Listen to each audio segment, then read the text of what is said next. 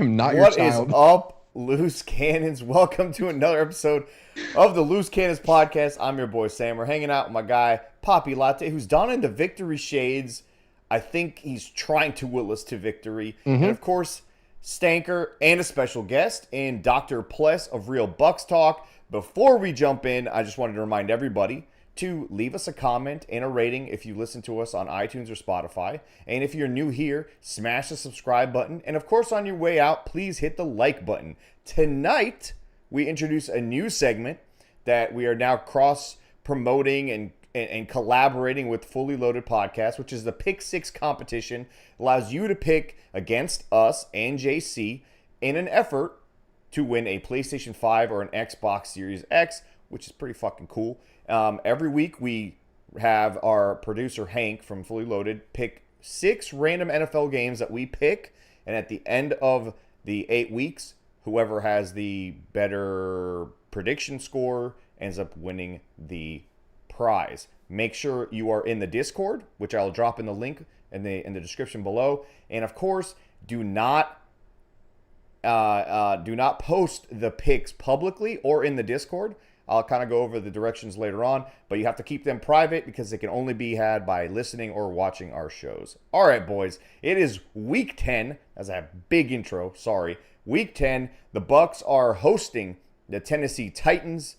It's a 4-game losing streak for the Bucs. Dr. Pless, let's start at the top, man. How can the Bucs bounce back this week against the Titans? Jesus. Yeah, Jesus.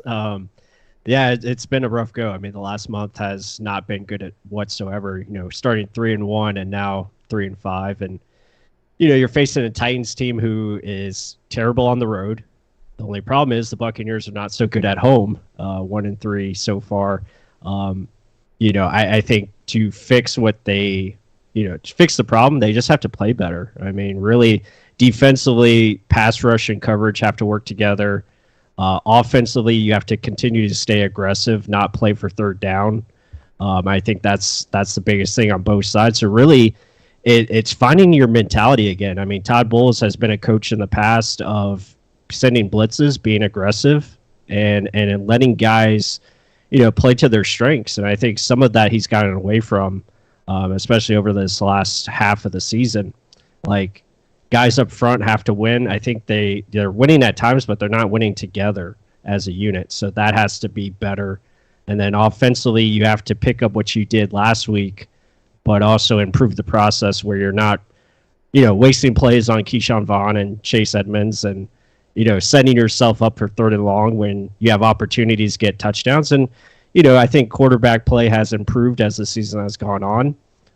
I think there's still some opportunities, obviously, down the field that have been missed. But, for the most part, I think offensively there's a lot of things to be excited about. You see one unit improving, but the other side of the ball has definitely taken steps back over this last month since the bye week. So Canales for head coach. Got it. Bless. We're going to do another Dirk Cutter move and just, yeah. Yeah, I wouldn't go that far. I think it's just they have to be aggressive on both sides. I think that is something that they're kind of playing. They're playing scared. It looks like you're playing to lose instead of to win. So there needs to be a little bit more aggression. But bottom line, it's execution alongside the coaching. Coaching better. So everything has to be better for us to win this week, is what you said. Pretty much. So you sound like Stank. We could have just had Stank tell us that. Except for that stupid kicker. Yeah, kicking is actually good. Punter's pretty good. McLovin was amazing. Yeah. McLovin was amazing. Our MVP right now is clearly Camarda. I mean, one, he gets the most reps every single week. 2, he's just so good at everything he does. Oh, yeah. And I believe he won us a game already. So can any other player say that at this point in the season? No.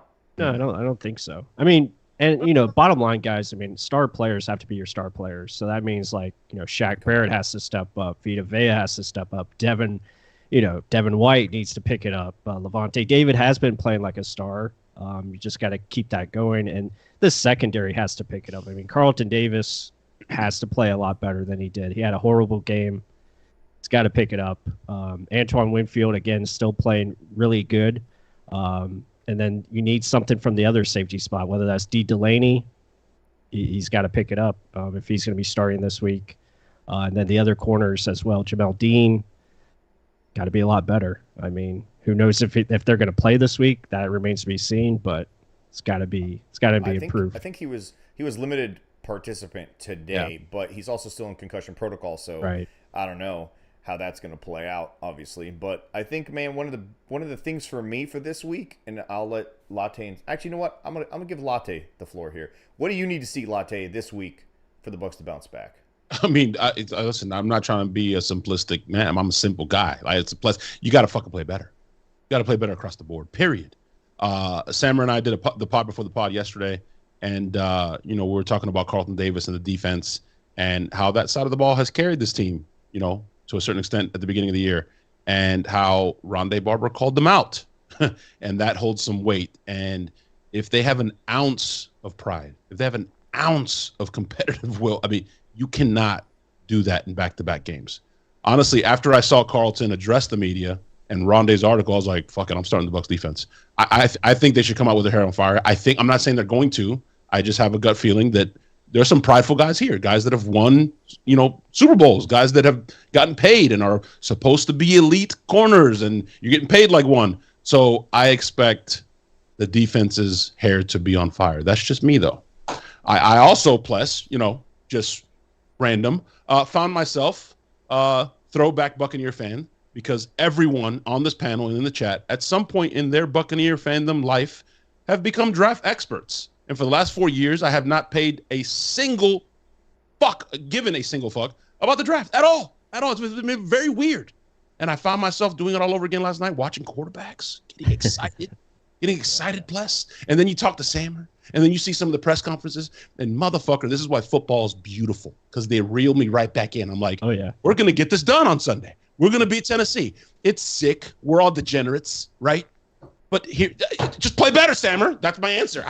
Listen, you touched on Carlton Davis, and that was going to be a little bit my answer there. But like, if he would not have spoken after that game, and he wasn't supposed to talk to the media, he wasn't scheduled. The Bucs didn't make him talk. No. You said that, and yeah, I wanted to correct you because you said it on Fully Loaded. That was not accurate.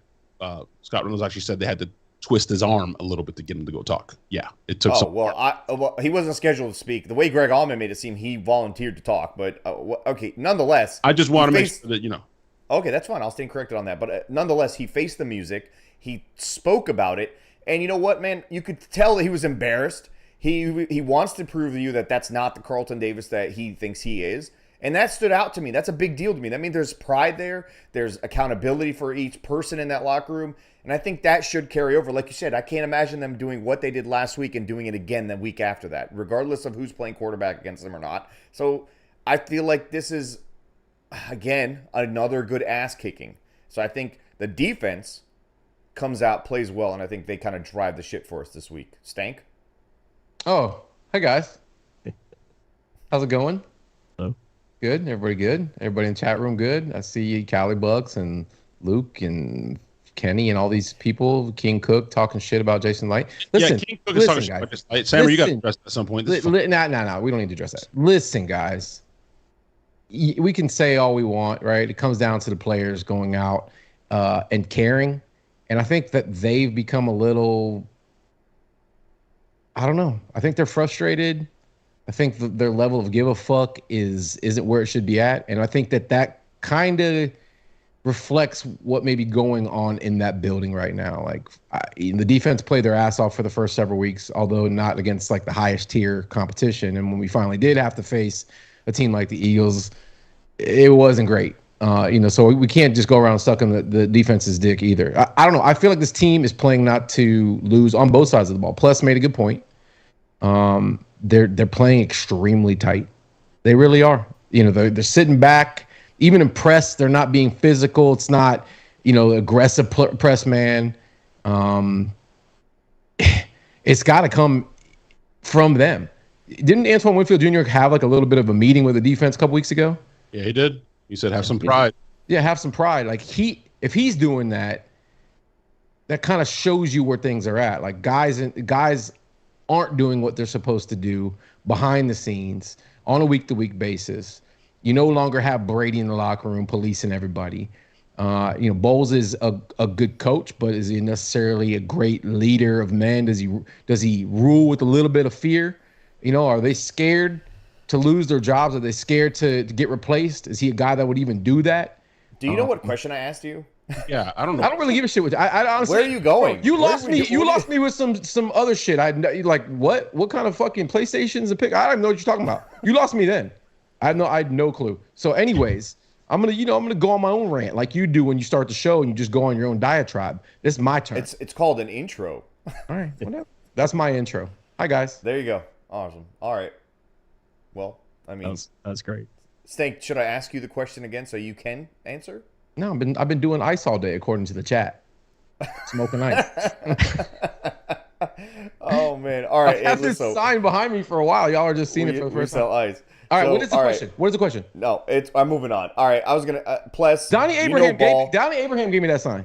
That's awesome. You know, Ball. A big part of the matchup this week is Derrick Henry coming to town. The Bucs are supposed to be a very good run-stopping defense. I don't know how much of that is accurate because, as Latte has reminded me time and time again, when Mike Smith was here, we were great at stopping the run because we were so bad at pass defense that there was no point to run the ball against us. So I have to ask you now, Derrick Henry coming to town, Bucs defense, is this something that we should be worried about, or is this something that the Bucs can hang their hat on and hopefully play better in the secondary as a result of that? Yeah, I think with Henry, it's a guy that you definitely have to gain tackle. You have to get after it as a unit. So you have to really, come in and play, I think, aggressive on first and second down. That's going to be huge because when you look at the tendencies, they like to run the ball, exclusively on first and second down, especially with Derrick Henry. And, that's their bread and butter. That's their identity. They're going to play smash mouth football, play action passing game. So you have to be prepared for it. Henry is still a pretty good player, averaging over 4 yards a carry. So you got to make sure you limit his success. Don't let him get downhill. That's when, trouble starts and, you start missing tackles and stuff like that. So got to be gap sound. Hopefully Vita Vea, I think he was full participant today. So hopefully he's back to almost, 100%. He's dealing with different injuries. So, him and, getting Logan Hall back in there a little bit, that could help with the rotation. Greg Gaines, all these guys, Golston. Obviously, Kalijah Cansey has played outstanding since he's been in there. So they just have to work as a unit. You have to make sure your gap control is solid, edge contain, all those things have to play into it. But bottom line for this game, they got to get after the quarterback. I mean, you got to get after the rookie. You got to find ways to disrupt him. And obviously that starts with stopping Derrick and forcing him into third and long situations. I'm not worried about Derrick Henry, and that may sound crazy. It is crazy. We're I mean, once upon a time until once upon a time, maybe we are pretty good at stopping the run when our guys are healthy. I'm more afraid, plus, and you do film stuff. I've only seen highlights here and there, but I'm more nervous about Tajay Spears in the flat, especially the way 45 is playing, which is basically like, I don't want to get hurt. I don't give a fuck. So unless they're throwing it to Levante's side, who's going to play with his hair on fire, I'm a little more afraid of the screen game with Tajay Spears, who I've seen him do some damage in that area, and he's explosive as fuck. Derrick Henry wasn't doing much at the beginning of the year. People were starting to talk about, that age at running back as he got a cliff. Then he kind of, he's had some decent weeks the last 2-3 weeks. But I just don't. We stopped him last time we played him. I mean, he had one big run from the goal line, if you guys remember, a couple years ago, and pretty much it. We ended up tackling him anyways. He didn't score a touchdown. So yeah, that's how I feel. Love to hear your thoughts, Plus. Yeah, no, I think you make good points there. I think definitely Tajay with his speed and elusiveness, that's going to be, you have to be aware of it, especially they're going to try to get their quarterback in rhythm, so short passing game. And that's been an issue for the Buccaneers, especially with this scheme. The flats usually, there's openings there to take advantage of. So, yeah, it's got to be better. It's got to be – defense has to pick it up for sure. And going off of what Stank said earlier, I mean, this is – you got a lot of money on that side of the football.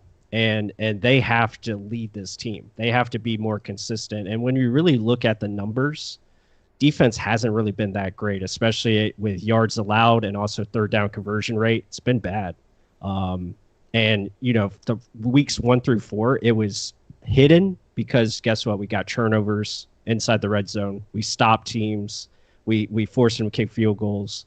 So again, they were the number 1 red zone defense coming into the game from last week. Obviously those numbers have gone down because you give up 5 touchdowns to, a rookie quarterback. So that's where this team has to pick it up. And I expect a very good defensive performance if they have any pride or heart, like you guys were talking about earlier. Like, you got to find ways to shut down this offense because Titans' offense line is not good. Their tackles are Swiss cheese. Like, Shaq Barrett better have a 3-sack game, or JTS better show up and get some sacks as well. Like, but plus the fucking the Texans' offensive line was awful. They had a bunch of retreads up there. And we couldn't fucking do shit against them. I don't care, interior, exterior, fucking.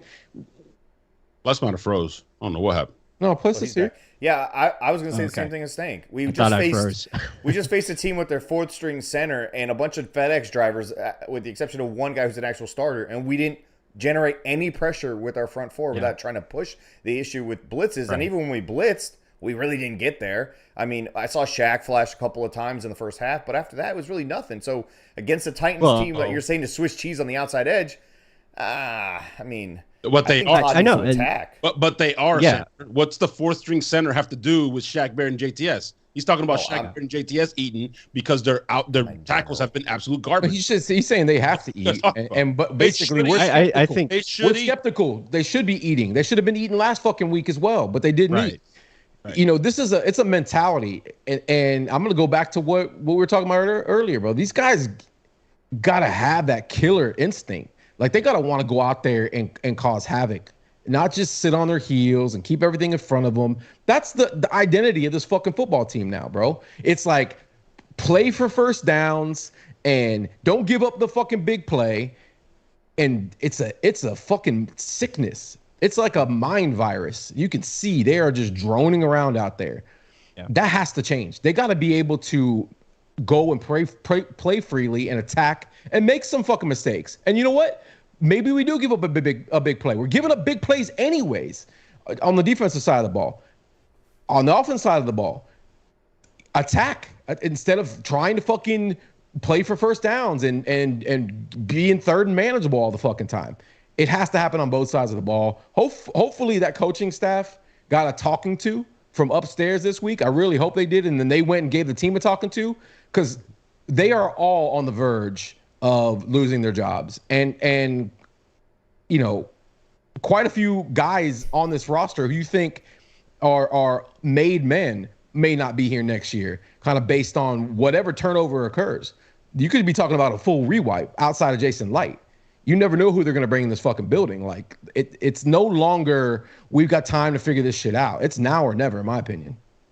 Yeah, I think with the Titans specifically, man, I don't see why we don't just come out here like Stank's saying. I agree with him. Just be an attacking defense. I think that some of that complacency that Stank's referring to, that like lethargic kind of like sit back and just kind of take it mentality, is coming from the fact that they're not calling and attacking an aggressive defense, right? Mm-mm. They're sitting back in zone 10, like that tends to kind of relax you. You're kind of watching, you're waiting, you're reacting. You're not punching, you're reacting. You have zone responsibilities and things like that. But when you are aggressive, like what the Chiefs do on defense, and you're constantly attacking and chasing after these guys and forcing the issue, the defense forces the offense to make mistakes. And that just, I mean, if you get beat, you get beat. I'm with Stank. We're getting beat anyway. Why not just take it with at least like you're trying? So like secondary and the front against the run and against the pass. Man, off man. You don't see corners jumping routes. You don't see them even trying to confuse the fucking quarterback at all. They're not lining up in one coverage and then, before the ball snap, shifting into another one. Like, where the fuck? How do you not try to game a rookie quarterback out there? You got another rookie quarterback coming in now, who, by the way, got big ass balls, and he is out there slinging it right now. You don't think he didn't just see what CJ Stroud did? You don't think he's fucking salivating right now? That guy, the entire. By the way, they got some monsters on that team as well. So I don't know, man. Like, right now we are prey, and everybody else is the predator. If there's Yeah. any week to be aggressive, it's this week. Oh, yeah. One, you have nothing to lose. You might as well go out fucking swinging instead of dying by 1,000 cuts. Yep. And two, correct me if I'm wrong, Plus, again, you're the film guy, but I've heard that Levis's ding coming out of college was that he just cannot sense pressure. Fucking send the house all day long. Send the house until you're tired of sending the house, then send it again. I think what old school said it best on Twitter. I feel like Bowles has been broken since the fucking Rams game in the playoffs. He's like, fuck that. I am not risking anymore. And it's like, dude, that's what got you where you are. Like, what are we doing here? I don't know. I don't know if it's broke. I don't know if that's why he's acting. I feel like he must sense that his guys are not good enough to not get beat by attacking that way, because it's all he's ever done. He did it when he was with the Cardinals. He did it up until he became head coach. No, a lot of people that say with the Jets was the first year was hair on fire, and then it got progressively more conservative. Is what heavy lies the crown. So everything heavy lies the crown. He's got a lot of responsibility. You said that, Sammer. And maybe he's more, it's his baby. So he can focus on that and not being the CEO. It's a little different. But also things that were in common when he was aggressive were what? BA. And BA does what? He's a CEO. He's not going to tell you what to do, but every now and then he's like, take a shot. Blitz. Oh, go after. So go after. It's different, man. You have a guy that's willing to risk and willing to fucking go win, play to win and not to lose at the fucking helm saying, blitz. Or, hey, I'm feeling it. I got a gut feeling. Send a fucking corner, but whatever. You know what I mean? It's just different. It was a different mentality. And now the mentality in the building seems to be, like we keep saying, we're playing not to lose instead of playing to fucking win. And that's not going to work in today's NFL. You can't do that. After a game like that, I'm curious if, like, I'll let you talk in a second. Plus, sorry. You're good. I was going to say, after a game like that, I'm curious if those guys and Todd, obviously everyone's kind of looking in the mirror, right? But they're also looking at each other. And I'm curious if those guys got into a meeting and said, hey, Todd, we play better when we're like this. We do this better. And Todd's looking at them and saying, how can I help you guys execute better? What do you guys want to do that will put you in a better place to where you are executing? And I'm hoping that conversation happened. And I'm hoping that turns into, let's go out there, man press, let me just attack, and whatever happens, happens. Because there's no way that a guy like Carlton Davis and Jamel Dean and guys that do certain things well are just going to sit there and be like, yeah, that's cool, coach. I'll do what I'm not good at because you want me to. At some point, you got to say, let me do something else. So you already heard Devin White talking about he wants to be an edge rusher. So that lends me to believe that they must be talking at some point like, hey, coach, let us do this instead. And Todd saying, okay, maybe. Plus? Yeah, just a few points. So, getting back to when I was talking about the rush, like I think the pass rush is winning, but the problem is it's winning just individually. So like one guy will win, and usually it's either too late or it's just not enough. Like you need guys that are going to win multiple. So the unit itself needs to win as a unit, right? They need to rush together. They need to rush together. They need to cover, and that has to match. Like, for example, the touchdown that Jamel Dean gave up, the first touchdown for the Texans, it was a nice design play, slant. But when you look at the formation, Jamel Dean needs to understand, okay, Antoine Winfield's on the other hash. I don't have inside help. Mm-hmm. Like, there's got to be things that match your coverage. So if you understand you're bringing pressure on a run blitz, don't give up the inside slant. Make him throw the ball outside on a fade or what have you, and give it up that way. If it happens, it happens. But little things like that have to be better where these guys are working together. Like, and then another example, they blitz from the right side trying to force CJ to his left. But the problem was coverage didn't rotate over to take those gaps. Like, those are things that have to be better detailed. But, back to your point, Sammer, I think, playing aggressive, playing cover 2 man, I think that is their best coverage. Have man across the board, have your 2 safeties back deep, and play it that way, and just let your front 4 go get after it. But you have to rush as a unit. And for the love of God, just send Devin White in. Like, the dude is good at going forward. He can't go backwards to save his life. So let him go forward and see what happens. Now, granted, he can't shed blocks. That's another thing he struggles at. But just let him go forward and see what happens. Maybe he can cause something. But it's you're just right, Les. yeah. When they blitz Devin, it's home. He's the only blitzer, honestly.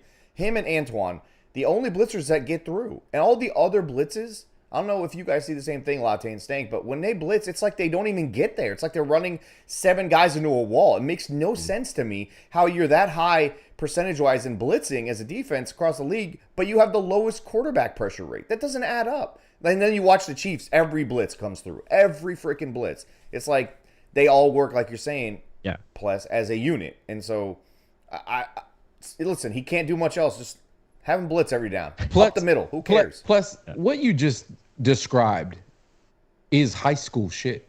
Right. The fact that Dean is shading the wrong side of the receiver, not knowing where his safety help is, that's some shit you learn in Pee Wee football. It Pop Warner shit. You know, we've got captains on this football team in Winfield and fucking Levante.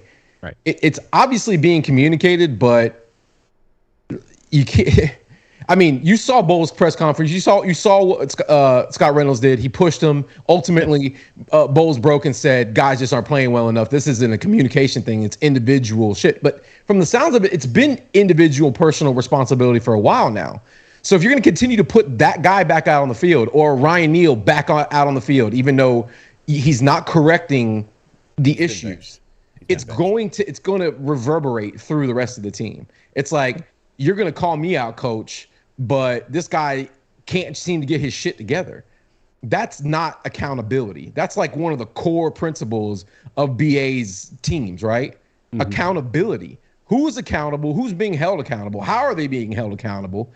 And how is even what happened last week allowable? We all agree Todd Bowles is a phenomenal defensive coordinator. So clearly he's not either allowing himself, to coach freely because he's scared to lose his job. He's scared to make mistakes. The weight is just too much for him, which happens to a lot of fucking coaches. The league is full of offensive coordinators who got their chance to be head coaches and failed and went back and are phenomenal offensive coordinators or phenomenal defensive coordinators. It happens all the time. It's like you have to be able to put your dick on the line in order to win in this league. And I just don't feel it anymore. I really don't. And I don't know how you fix that. I don't think some people understand, some of these coordinators, the responsibilities, dude. I forgot who it was. Somebody here, and they were kind of taken back, and Raheem, somebody, but it was like literally, wait, I have to decide what temperature the building is. Yeah, I have to decide what they put on the menu. Yeah, I have to decide the practice schedule. Like you wear so much. It's not just let me focus on my defense and the game plan and how we're going to attack this quarterback. Correct me if I'm wrong. Correct me if I'm wrong, but Bruce Arians himself gave up play calling duties this go round, so he could be the CEO and head coach. Yes. He gave it to Byron Leftwich, who's still hated for something. He understood. He understood that there's just too many balls to juggle at that position. And unless you've got really, really, really exceptional staff that you can just blindly trust and not have to, push them along, then you can be a guy like Shanahan, or you can be a guy like McVay, or you can be a guy like Sean Payton, to where you can call your offense and your unit, because you know that you don't have to worry about the other side. So now that Latte brings up that point of he was the aggressor, maybe he was the reason that Todd Bowles was so aggressive, because he had to manage that side of things, and he couldn't do both. So it does kind of add up a little bit. And to my comment about Devin White rushing the passer, by no means am I saying put him on the edge, because I don't think for 1 second, I don't care how many times he tells us how great he thinks he'll be. He's not Micah Parsons. He's not an edge rusher. One, he's too small. One, he can't shed blocks when he's free. You want to put him against a line where it's even more difficult? I don't see him bending. I say blitz him up the middle. That's all I'm saying, when it's not expected, or have him, twist around behind it. I'm not saying put him as an edge rusher, because I don't think he's only saying that right now because he's trying to pad some stats to get paid. Yeah, no, agreed. I mean, and back to Stank's point, I think accountability is huge, because, and that's why I think when you're talking about Todd Bowles' job, like that seat is getting hotter, because again, defense is supposed to be the strength of this team, or at least it should be. Especially with what you have on that side of the ball. It's been fairly healthy all season. I can understand the offensive struggles, because you have obviously new personnel. You have new coach who's a rookie play caller. Again, he's learning things. You have an offensive line that is, a lot of new pieces as well. So I can understand that part. but defensively, you should be a strength where you can win games and get stops when they're needed. And, you look at the Buffalo game, they had a chance to get the ball back to their offense, couldn't get it done. There's a lot of times, Atlanta Falcons couldn't get the ball back. Not good. You allowed Desmond Ridder to get inside the red zone, and they could have blown us out in that game. That game could have been ugly. Plus, oh yeah, if not for Antoine Winfield, they would have blown us out. Antoine Winfield and Ridder giving us 1-2 on the way in. Yeah, giving us several. Oh my God, it was bad. And you look at the Detroit game. 2 3rd and long conversions. Like, we can't stop 3rd and long to save our life, and that's not good. And especially when you're supposed to be a defensive guy and understand how to stop teams, and you showed it in the past, and now you have players that are regressing. That's not a good sign, and that tends to lead that you're not cut out to be a head coach. And Josh McDaniels just got fired because he couldn't do it. Again, offensive coordinator, really good at it, but couldn't be the guy. He couldn't be the leader. So that's an issue, and I don't want a regime change, but like if you have to find a different guy to get this team where, then that's what's going to happen. Let's call it what it is. Plus, Bowles was a continuity hire. Yeah. Many of Jason Light's hires have had to be continuity hires. Well, they made a deal with the Glazers. I understand that. Yeah, nobody knew that Tom was coming back, and whatever happened with BA. Listen, it made the most sense. And we, I had tons of confidence in Bowles. I called for him to be the next head coach, before it ever even happened. I wanted that guy, but clearly it's not working. It just isn't. I don't know. I don't know what to call it. Last year was a weird fucking year. It wasn't great. The division was awful, and we backed into the playoffs and got our asses handed to us in the divisional round. But this year, I don't know. I just can't see us coming out of this tailspin. I thought Bucs fans were smart. Like, we've had a lot of really good pass rushers in this franchise. Yep. Devin White isn't a defensive end. He's not a guy who can line up with his hand in the dirt. He's not going to give you Micah Parsons bend and beat offensive tackles off the edge. What the fuck are we talking about here? He doesn't he's have. Micah's one of a kind. He has strength, right. He's a blitz. He's a straight ahead blitz guy, bro. That's not what he's never going to line up. He's not even going to beat, listen, and this is going to sound really bad. He might not even beat a guy like Donovan Smith, because all it takes is that offensive they got that arm, dude. They got that arm. They put that arm on you. You're going a little far, bro. I think he whooped Donovan's ass. Okay, but my point remains that he's not going to be able to deal with that. He can't get off of blocks right now when he's in free space. Right? Right? So you want me to put him up against a guy who's prepared for him and everything? I mean, come on. It's not going to happen. He's in a hand fight like a fucking passer. Somebody Yeah. And right now he's getting pushed backwards, but bringing it all the way back to this game. Okay. Go ahead, Latte. No, I was just going to say, Plus said he doesn't want a regime change. Neither do I. I mean, we have relationships in that building. And not just because of the connections. I'm saying I don't want a regime change, but like legit friendships, and it sucks. But God damn it, Ben Johnson. No, we got to be honest. There's reality there. Look, he would look really good on that sideline. Plus, I'm just saying. He's just the hot bitch right now, bro. Everybody's talking about. Everybody's gonna want to hire that guy. No, that dude's a genius, man. That guy's that's the next. Whoever they get, whoever they get, I would just like a guy who can adjust to their players, build a scheme around the players, and play to that. Lean into it. Don't try to do different things as far as your identity. Know who you are, and go out there and play that way. Miami Dolphins do that. Eagles do that. All these other teams, that's what they do. Like the Dolphins do it, and they end up losing sometimes because of it. But it's still, this is what I am. Yeah. This is what we are. Just go all in. If that's like a 3-point shooter, you're gonna lose shooting the 3. Oh well, I'm a 3-point shooter. That is what it is. But listen, you talked about adjusting to your players, all that stuff. Listen, just one name, Plus Jared Goff. Yeah. He was once thought of a fucking throwaway, just getting rid of fucking salary. He's garbage. McVay doesn't want him. Blah. And he looks pretty fucking good.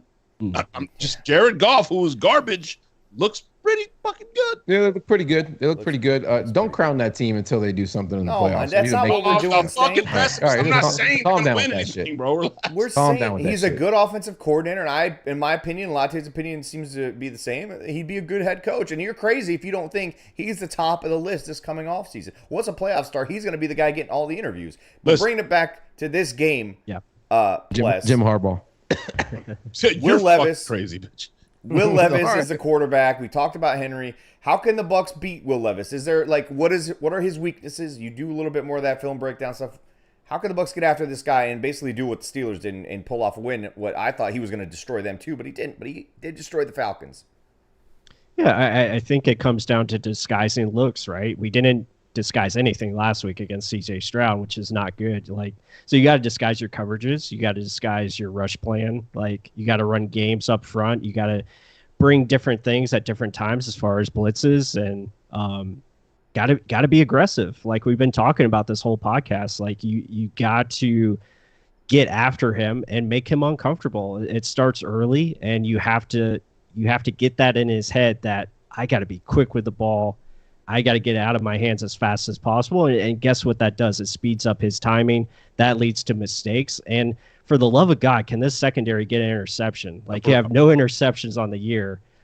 Someone make a play. Plus, how the hell are you going to intercept something when you're not even? I know, not in the zip code. Yeah, not in the zip code. You're not even in the frame of the fucking camera. Yeah. Like 90% of the passes caught against us are free runners, bro. I know. We don't even.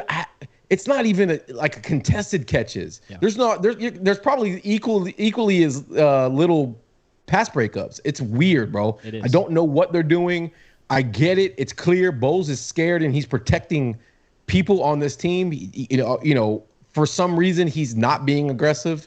Yeah. And it's because there are liabilities out there and he's not going to come out and say it. It's not. But it's pretty fucking clear to him because that's not who he is. And that's what frustrates me the most here. Yeah. Coach, I love you, bro. You know that. I just want you to figure this shit out and whatever. Go down with the shit, but go down swinging.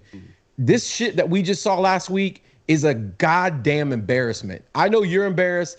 I'm embarrassed. I don't know what the fuck that was last week. That was crazy. That was crazy, dude. I'm sorry. Yeah, no, I agree. But, I think aggressive, not only in man coverage, but also in zone. There's things you can do in zone coverage where you have, certain guys doing different things, rotating coverage down, rolling guys to a different spot. So all those things need to be a part of this game.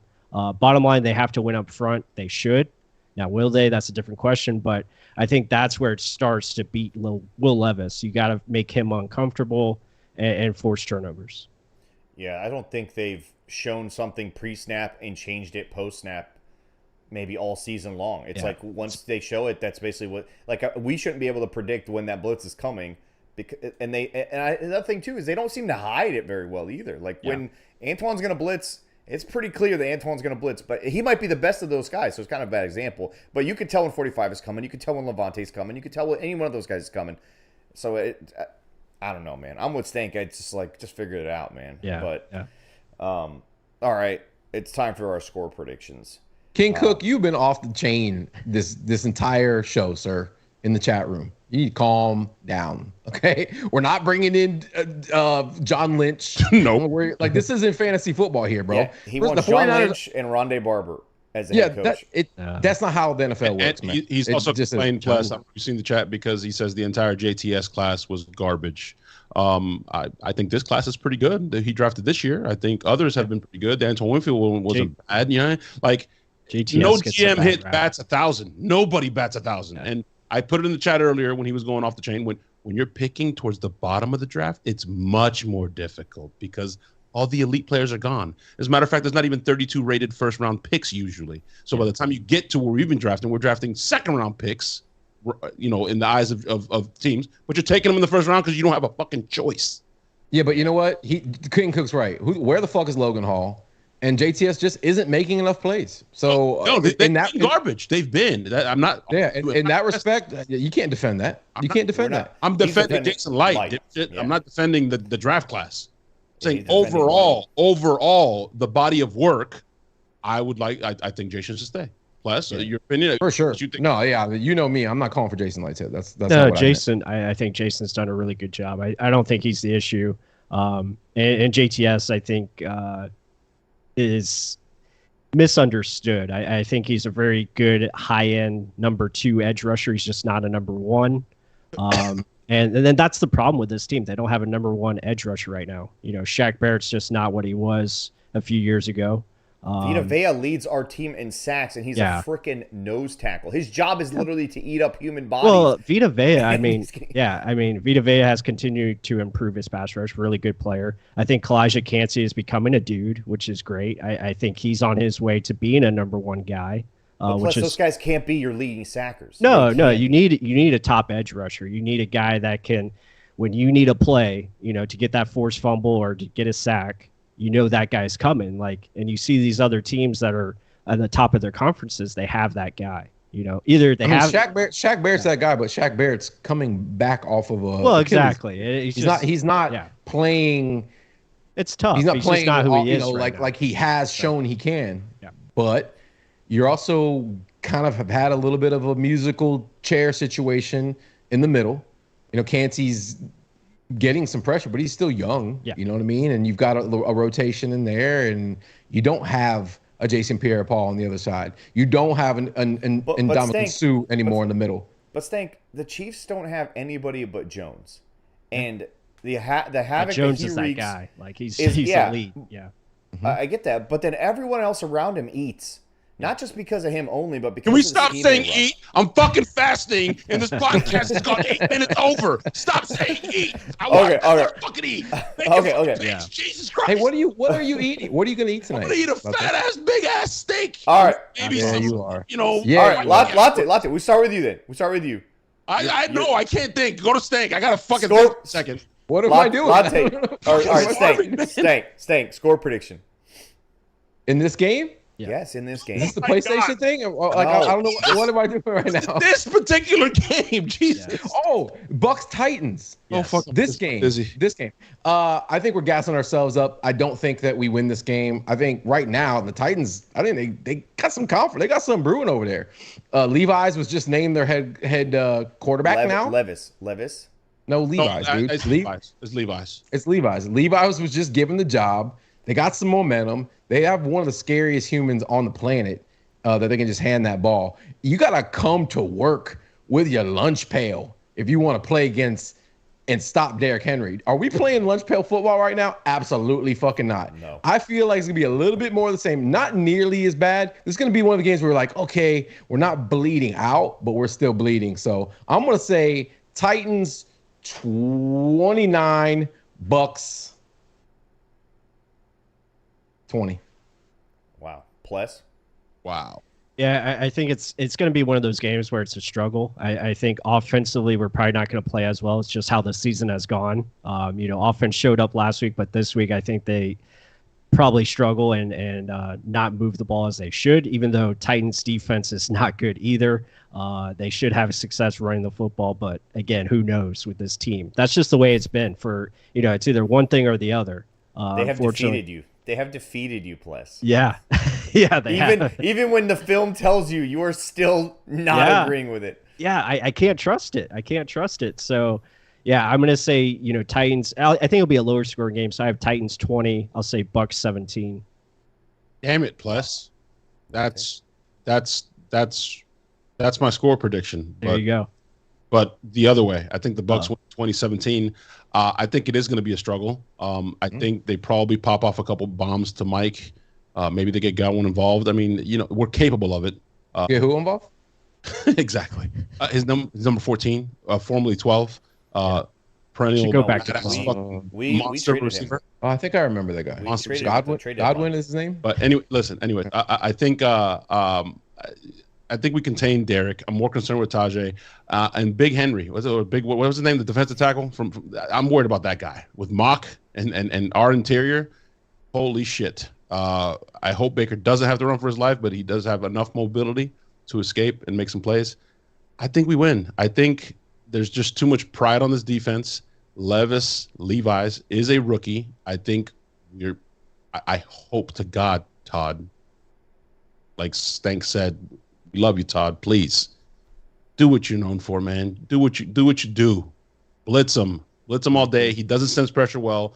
I think we get a turnover, and you didn't do any bold predictions. You guys suck. My bold prediction is Carlton Davis gets a pick 6, and he does the ronde on the way into the end zone. Just that was our giant one, man. I agree. That's my bold pick too. My pick though for the score itself, I think the Bucs offense has finally discovered, although it's taken them very, very long time, that Rachaad White is good when the ball is in his hands in space, and if you allow him to run behind Tristan Wirfs and now Aaron Stinney, who is the starter moving forward. So the Bucs will win because there's just too much pride, in my opinion, for these guys to come out and lay another egg in terms of, what they did last week to this week. Bucs win 26-12. And Levis has some ups and downs, but for the most part, we go out swinging, and Todd Bowles, I don't know if he's going to get his swagger back this week, but I think he kind of goes back to what he does well, which is just attack and let his guys do what they do best and get aggressive. That's my pick. I could be completely wrong because every time I've done anything like that, it bit me in the ass. Anyway, last segment now. For those of you who listen to the Fully Loaded podcast, you would be familiar with this. There's another segment. Last one, I promise. It's quick. PlayStation? It's quick. We have to do it. We have to do this. It's called the Pick Six. Bold prediction. Fucking Latte loses it. Okay. Done? You done cutting me off? Hold on. We've had a couple super chats from this and the XSFT Culture TV. He had several different. We've had a bunch of them. I missed them all. Murder you, Stink. Stop. Whoa. Hey, bro. I'm trying to get us out of this show. Throws for less than 260 yards. And this moron keeps playing Buck with his your keyboard. Girl. What's up, Buck with your girl? She said, can we get Savassier to rush at edge? That might be a good idea. Thank you for the 199, Buck with your girl. We love you. And then another one from XFL. Shout out to Poppy Latte. 1, for killing the fast. 2, for having the same idea. Carlton Pick 6. I'm calling it. You guys gave us money for no reason. We appreciate it. We love you. Now, here's Sammer with more details about some PlayStation thing. I don't even know what the fuck it is. Go ahead. It's a Pick 6 competition. All right? We have 6 games that are predetermined for us to pick from. You guys get to compete with us. You have to be in the Discord. I will send the link out. It's all over my Twitter feed. If at the end of the 8 weeks you have a better win percentage than any one of us, then you win the PS5 or the Xbox, whatever you choose. So we'll start with the games. The first one is the Colts at the Patriots. The Colts are favored by 1.5. Latte, who you got? Colts. Stank, who you got? Patriots. And Pless. Colts. All right, next game. The Texans are visiting the Cincinnati Bengals, who are on an absolute tear. And the the Bengals are favored by 7. Latte. Who you got? Bengals. Stanker? Bengals. You're going to see what CJ Stroud really is this week. Yeah. Back to 140 yards and no touchdown. Hey, that's enough elaboration. Plus. Bengals. Yeah. And for those of you wondering why I'm not giving my picks, I already gave my picks on the Fully Loaded podcast earlier today. The next one is the 49ers at the Jaguars. 49ers favored by only 3. Latte. 49ers. Okay. Stanker? I think it'll be good. Jaguars. 49ers is circling the drain right now. Yeah, I got Jaguars as well. Whoa, okay. I did not see that one coming. The next one is the Lions at the Chargers. Lions are favored by 3. I know you hate the Lions, Stank. So, Stank, you could go with this one first. San Diego Superchargers. That's my pick. That's terrible. Latte.